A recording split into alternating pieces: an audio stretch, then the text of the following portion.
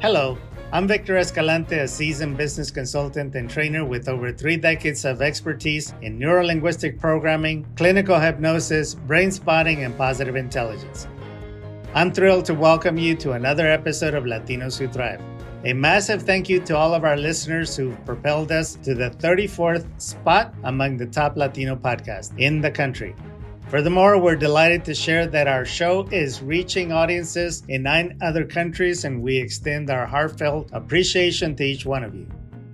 Today, we're shaking things up a bit. I have a special treat for you. I'm bringing you a rebroadcast of a live show I recently co-hosted on LinkedIn and Facebook with a dear friend of the show, Jose Monterrosa from Imagina Communications.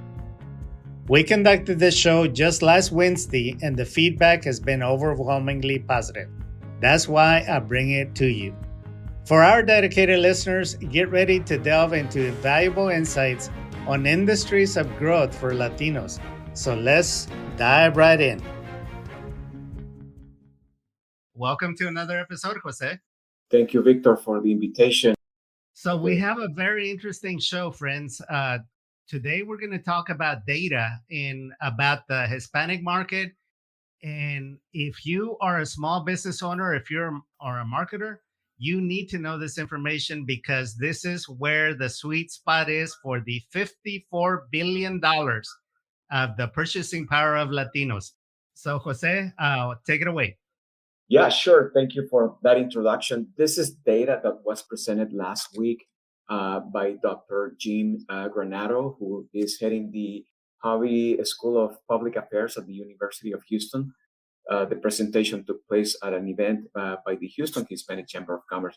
So he was able to share a lot of information that has been gathered by different sources. And I'm just sharing some of the ones that, caught my attention a lot. Some of this information you may already know, but some of it, the rest of it, is probably new to you. So some basic information of the Houston Hispanic market. The Hispanic population has increased 9.5% between 2010 and 2021. Hispanics are 41.6% of the Houston labor force. That is a significant number, I would say. So this is a data, again, that can be of a lot of value for employers. The Hispanic population makes up 27.8% of the electorate in the metro area. We are However, only 12% vote. Okay, according to the latest statistics that I read, only 12% vote. So we have a large way to go. Go ahead. So we have a gap there that maybe it can be worked, but just looking at the numbers, it means that they can be a decisive factor when it comes to an election if they are actually voting, right? There are more than 11,000 Hispanic-owned employer businesses in the Houston area. That is huge. That is significant. That is huge.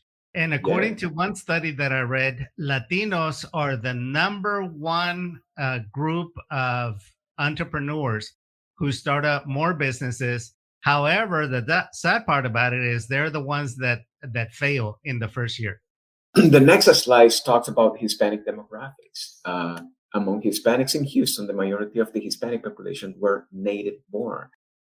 This is not necessarily new data, but again, it's important to remind ourselves that the vast majority of Latinos or Hispanics in Houston were born in the U.S. That is about 55%. That I believe that's where the percentage is. I'm going to channel Dr. Kleinberg. He says that if he closed the borders, now I'm going back 5 years, okay? He says if you close the borders today, Latinos will be the majority demographic in the year 2040, and I believe that data point is outdated. I think we will hit the largest minority, the largest population in America sooner. Yeah, and I mean, Hispanics are as of now about 44% of the Houston population. So I don't think there's another group that is as big as that in the Houston area, but hopefully I'm not wrong about that. When it comes to age, close to a third of Houston Hispanics are under 18 years old. So it's a very young population. It still is after many years. we just have a lot of kids, right? So a significant portion of the Hispanic population, one third, is under 18. Compared to Houston, Texas, and the US populations, the Hispanic population had lower educational attainment. This may be related to the previous bullet point, the fact Yes. that we have a very young population. So I, I'm curious to know more about that specific data point. Compared to Texas and the US, Hispanics in Houston speak more Spanish at their homes. Interesting. This is a question mark for me, and something that definitely needs to be investigated more. I I don't necessarily agree with this, but there's a slide that talks about it. So let's see what that says. Well, I Um, would say, yeah, I would say from a cultural perspective, you want to fit in, and the mhm. younger demographic for sure are going to be either speaking Spanish or they're going to be speaking Spanglish. And of Exactly. course, Yeah. the immigrants may not assimilate as fast as other demographics to speak English, but for sure, the younger demographic, all the data shows that they are assimilating very quick. Yeah. So to me, it's like, okay, what exactly is meant by speaking Spanish at home, right? You said Spanglish. Okay. Will that be Yeah, I think it's considered? Spanglish. Yeah. Yeah. You and I, so you and I speak Spanglish whenever we a lot. communicate, Yeah. because sometimes it's faster to communicate in Spanglish than it is in one language, because simply for practical application, sometimes I need to convey lots of information to you, and the best way to do it is Spanglish. It depends on the language, right? And how ready you are to convey that information. Yes, Just like you said, uh, it matters. And, for some people, you may find that people change personalities when they they speak do. English They or do. Spanish. And I'll tell It you the happens. science behind it. I'll tell you the science Okay. behind it Uh-huh. is there's neural networks that specifically are active for speaking one language, and then when Hmm. you switch to another one, you're using another part of your brain. That, take me for example, Uh-huh. I am a native of Mexico, and so up to age 10 I only spoke Spanish, and so Hmm. first I had to learn to translate in real time, and then I became completely assimilated to where I didn't have to translate in my mind what to say. But now, si hablo en español, lo hablo fluidamente y estoy usando otra parte de mi cerebro. Igual tengo otras emociones asociadas con el español. En tu caso, ya que te conozco, tú empiezas a hablar con idiosincrasias de hablar en Salvador, Yeah. ah, acento y palabras, porque estás usando otra parte de tu cerebro. Yeah, completely agree. And I had this experience in which I was talking to a friend, and at some point I realized after maybe a year that I felt an angry person when I was hearing the English, Yes, and I felt a more friendly person yes. when I was hearing the Spanish. Interesting. I You really What's do going change on here? personality because you're Yeah, using a different brain, a different mindset.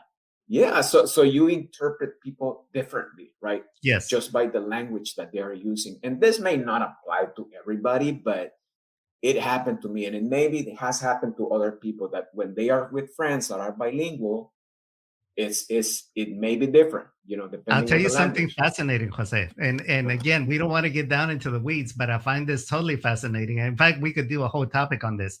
But Yeah. yesterday I was listening to a brain researcher, and he was saying that the mind is a predictive algorithm. And so it's always trying to predict what's happening next. And so think about it with a Spanish mindset, you're going to have different predictive algorithms as opposed to English. And so that makes totally sense.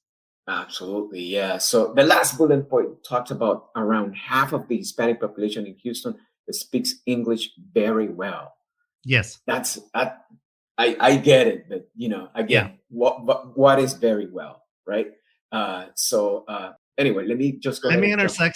interject something. When I worked at the Houston Chronicle, we had lots of data. We had lots of research. In fact, we had our own research department that was almost like the CIA. It was kind of scary at times. Okay. And so the big question is, do you message to Latinos in English, Spanish, or Spanglish?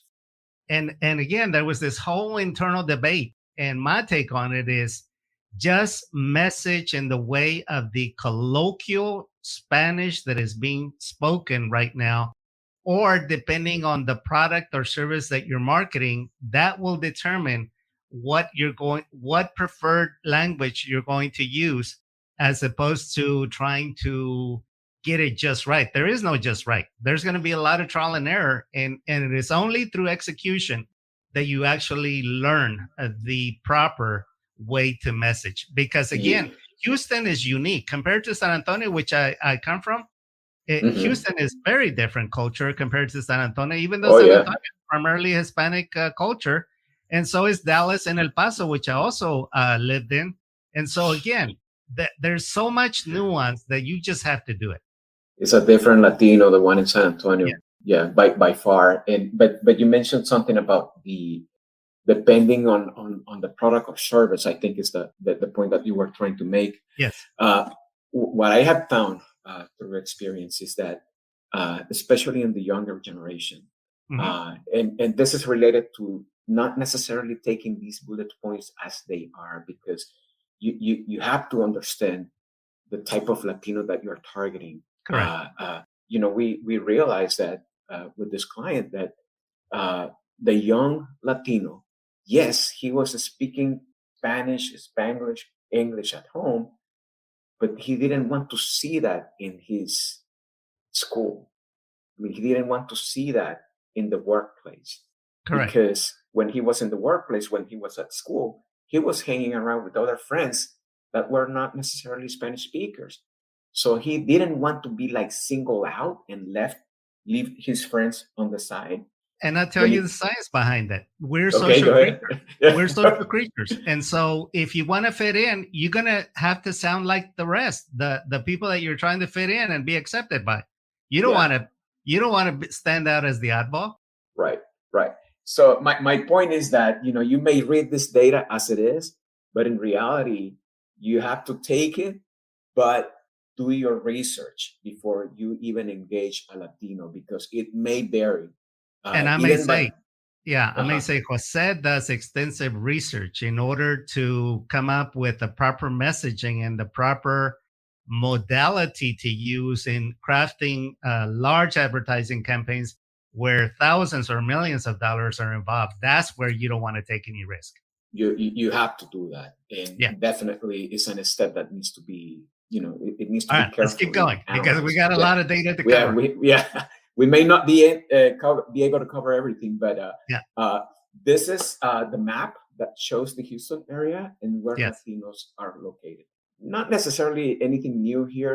We know that the east side of Houston has traditionally been a Hispanic population area, dominated by them, but the I'll tell you expansion of something. it. Yeah, I'll tell you something that's different because I've looked at these maps when I worked Uh-huh. at the Chronicle, and I find interesting that the Katy area is starting to turn green. Okay, Yes, a lot yes, of Latinos that are out there, and lots of businesses right, that are Latino based. right. And also, that something else that I noticed that's different is more towards the Baytown area. Hmm. Those Yep. areas did not used to be heavily populated with Latinos, and that has grown in the last decade. Okay, you've been here longer than I have, so Yes, definitely I yes, get it. But what I was going to say is that you have your traditional areas that are dominated by Latinos, like the east south side of Houston, and then the north side. But then you have your pockets, like the yes, Katy one that you were mentioning. Yes, right. we all know that Katy has been growing very fast, especially from by immigrants from Katy the Suela is south. growing Katy swell is for growing. sure. Yeah. English or Spanish at home. Three columns here: Houston, Texas, and the United States. Okay. In Houston, English is 16.5%. Speaking Spanish at home, Okay. 83.1%. That's a lot, a Interesting. lot, even compared to the other, to Texas and the United States. Yeah. So, again, question mark here. I would like to know more what is meant by speaking Spanish at home, right? But I guess another part of this is understanding how AI can provide us some additional insights in the data that we are analyzing. This is another slide that was presented by Dr. Granado. It's about Hispanic spending. Where are Latinos putting their money? And there are different categories: entertainment, healthcare, food, transportation, housing, and other. Notice the one, notice the food category. That is the one that where Latinos are above non-Hispanics. So, when you see something like this, you wonder why. What is going on there? So, can AI provide us some insights that can help us understand the why? And it actually does. So I put the question right on using specifically Google Bar, Okay. asking why are Latinos spending so much money on food? And you may go through all these different answers, and you may have your own interpretation of them. But the point here is that you have a very good starting. First bullet point related to family size and culture. We know that on a typical household, you're going to find more like different generations living in the same house, and we know that food is part of the culture. So no significant surprise there. I'll Food tell you the insecurity. science behind that because I Okay, heard there's a of science. it. There Go is a science. ahead. So families relate to each other through Latino families through eating. Okay. That's why when you go to a Latino house, where do people congregate? In the living room or in the kitchen? Kitchen. In the kitchen, because that is the sanctuary for families to come together. You go to a family, Latino family, where there's a grandma, first thing she wants to do is feed you, Yeah. right? Yeah. Why? Because that's the norm. That is part of the culture, and unless you're eating, you don't feel like you're having warm fuzzies relating to each other. It's a way to welcome people, right? Yeah, And making them part of yeah. the conversation. So look at some of the experts that we've had on housing previously, how Latino houses, the kitchens seem to be bigger because, again, that's where people congregate. Yeah, in the backyard too. If And you're the doing an backyard asado, right? and the driveways because there's so many cars that need to park there. Is the social interaction, I guess we can Yes. say. Right. And Latinos do not hold back when it comes to eating because, again, that's your way of showing affluent. Yeah. A big carne asada on the weekends that you're going to spend $200 to $300 to show that Oh you're more yeah. affluent. Yeah. Yeah. So food insecurity is another thing Yes. that came out. Uh, this is.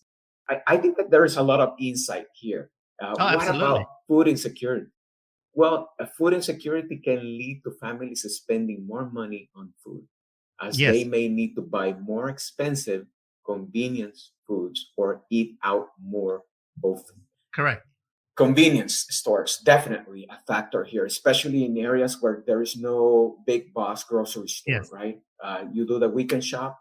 Maybe I just go to the gasolinera, the gas station that is close by, and that's where I'm going to buy the things that I need for the week. I keep seeing this, Jose. Throughout Houston and the Conroe area, the Woodlands, when I go into a convenience store, all the trades around lunchtime, they're spending 20, 30, $40 on lunch with all the snacks, the sodas, the Yeah. water, that again, out of necessity, maybe they didn't plan well, and Hmm. so this is a convenience. This is a habit that they now have in spending so much money in wasting money, I should Yeah. say, in convenience stores and high priced items that you're paying for the comfort. You're paying for Yeah. the convenience.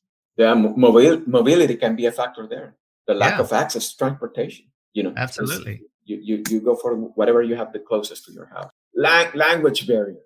Interesting. If we already know that Latinos in Houston speak for the most part or feel more comfortable speaking Spanish, then are they going to be able to read correctly the food labels? Are they going to be able to make the right choices when they go to the grocery stores?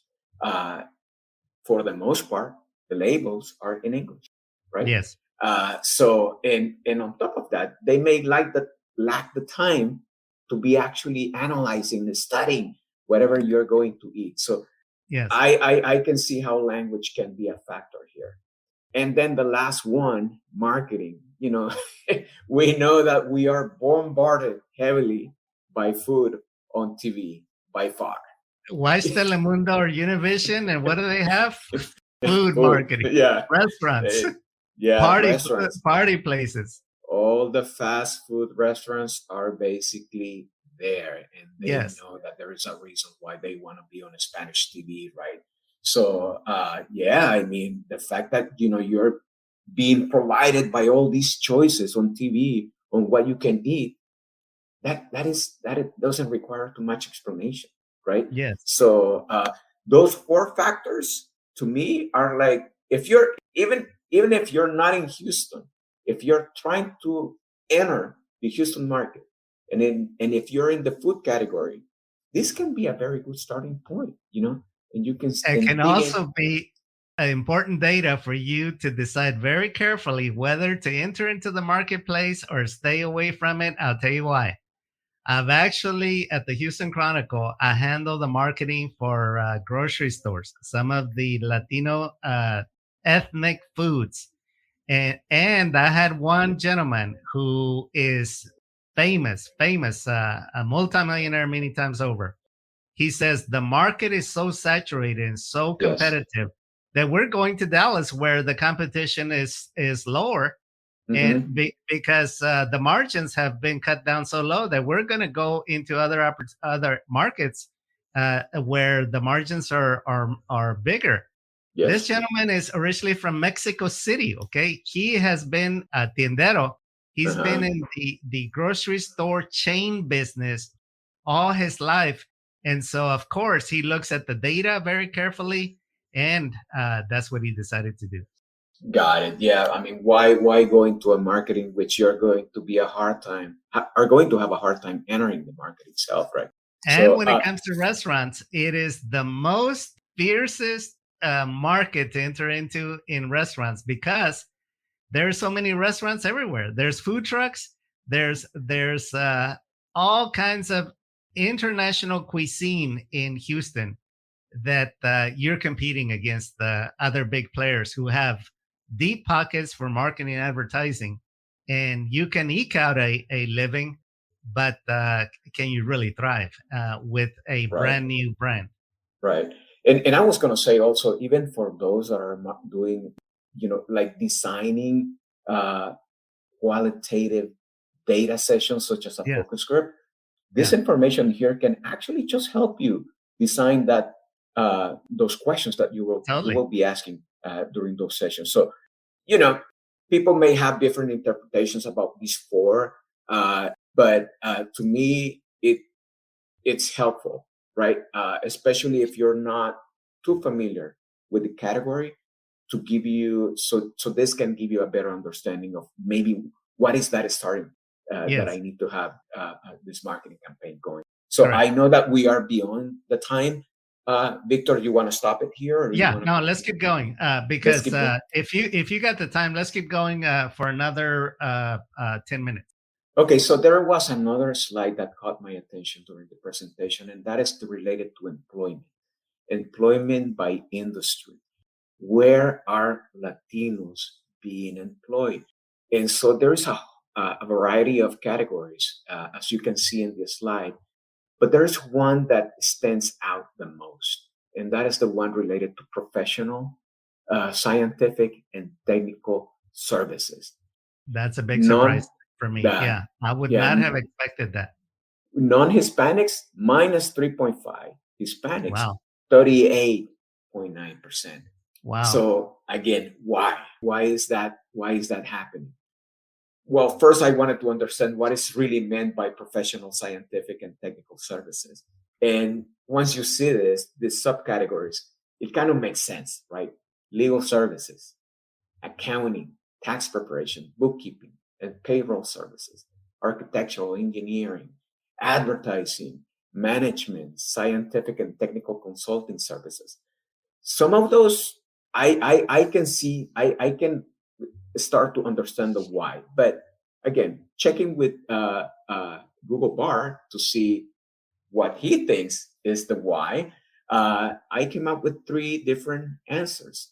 One is related to the growth of these industries in the Houston area. Houston is a major center for business and commerce and the legal, accounting, and architectural engineering industries, which are all essential for the city's economy. Okay, cool. The increasing educational attainment of Hispanics in Houston. We already know that this may be a conflicting statement, but the fact is that, yes, I mean, there are obviously more Latinos, young Latinos in the Houston area.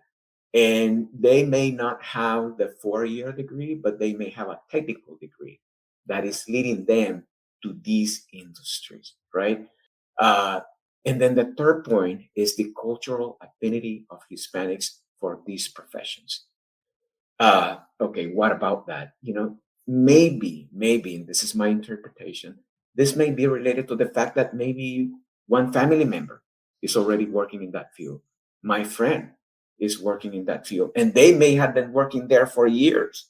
So he may or she may be the one that is pulling me into the industry. She or he may be the one that is inspiring me to go into that field. So I can maybe have a better understanding, if I see it that way, of why that cultural affinity of Hispanics for these professions. I don't know if you have a specific take, Victor. Sure. Let me give you a plain old common sense answer. Okay. More people became millionaires in San Francisco during the gold rush by selling picks and shovels, okay, Okay. than finding gold. Okay. So if you think about it, I worked in the legal field for about 15 years as a legal writer. Uh-huh. We saw a lot of, and again, I work primarily in immigration firms. Mm-hmm. We saw a lot of immigrants come through the business seeking legal status, and I got to witness all the different industries that they had businesses in or they worked in. And so if Houston has such a large concentration of immigrants, according Mm-hmm. to the Mexico consulate, there are 4 million Mexicans in the general Houston area. Wrap your mind around that. Yeah. 4 Yeah. million Mexicans that it services in the greater Houston area, which is encompasses several counties. And so, with that heavy concentration, you're going to have a plethora of immigration law firms and all the auxiliary services with that. All of Exactly. the income tax people that you need to have your taxes prepared to demonstrate to the government that you're not going to be a burden. You're going to have all of the, again, all the auxiliary services that immigrants need in order to establish themselves.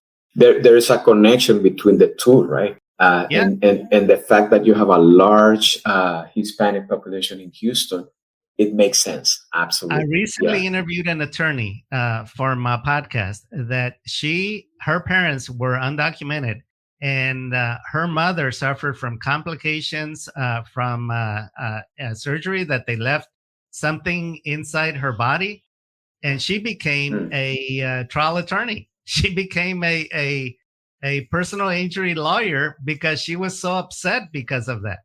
So Okay. you have lots of experiences coming from this demographic that are creating this residual wave effect of people that are going into these fields. Absolutely. And the fact that Houston is a gateway city, Yeah. uh, it makes a lot of sense if you think of it that way. Now, I also check the why because behind these three different industries, and these are just three that I picked randomly, right? Legal services, accounting, and architectural. And in regards to legal services, the legal services industry in Houston is a major employer with over 20,000 jobs. The Wow. industry is expected to grow by 8% over the next decade. Okay. What about accounting and tax preparation? The accounting and payroll services in industry in Houston is also a major employer with over 10,000 jobs. So again, data points that help you understand the why behind the numbers shown on that study, right? And for someone that is perhaps trying to market a company. These are numbers that are probably that will be important for them to understand how they need to craft that strategy in order to get more people to fill those jobs. I have a But client, Jose, that is in uh-huh, the accounting, tax preparation, and payroll services. I mean, she's an immigrant herself. She says she okay, has made more millionaires by helping immigrant to how to properly do tax preparation, tax strategies to maximize their deductibles and everything. That again, we are seeing this massive influx of purchasing power into the marketplace, and these people are right there as the rubber meets the pavement, providing all these services. great, yeah. So look, I mean, the point here was, okay, we have this data. How can we understand the data better by using AI or artificial intelligence, right? And can it help at all? I think it does. And it can give you some starting points, and you can easily investigate or research those data points even more to see if you can find something that can help you craft again that strategy that hopefully will be successful when targeting Hispanics in the Houston area. That is You all I know, have for today, you know Victor. what comes to mind, Jose, Uh is huh. we could actually do a class. Why don't we put on a class in my training center, and Okay. let's do a class for small business owners on how to use AI for a lot of your marketing strategies. Because again, you and I, who are at the forefront, a lot of data processing and deep learning, know the power of AI. But I think a lot of people are still behind the ropes. They're still behind the curve. Absolutely. Yes, yes. They either don't have the time or maybe they simply don't know this even exists. But the reality is that it's a great tool So there and you it have can it, help people. you. Yeah. Fans of Jose and myself is we're gonna put on a workshop that we're gonna make it very affordable for everyone. You don't have to pray about it, and we're gonna share a lot of the secret sauce that we have spent a fortune. And I know at the Houston Chronicle, Jose, I spent millions of other people's money crafting advertising campaigns and messaging to hit that sweet spot for the return on investment on the advertising. And of course, you can talk about your experience Sure. in how you have driven a lot of effective PR campaigns. So I think that's a winning combination. How to use AI to craft a successful marketing campaign. I think In that's Spanish or in in English. Spanish, yes, or English, whatever you use the most. But There you have yes, it. We're going to have to leave it there, Jose.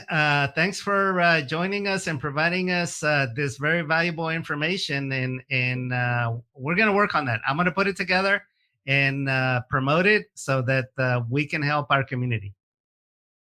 If you found value in today's episode, please consider sharing with a friend. In the spirit of mutual support, let's help one another thrive. To dive deeper into Jose's inspiring journey, check out his full story in episode number 27. Don't forget, we're currently enrolling for our upcoming public speaking class, and you can find all the details in our show notes. That wraps it up for today, friends. Now go out there, let your inner strength shine. My friends, thrive on.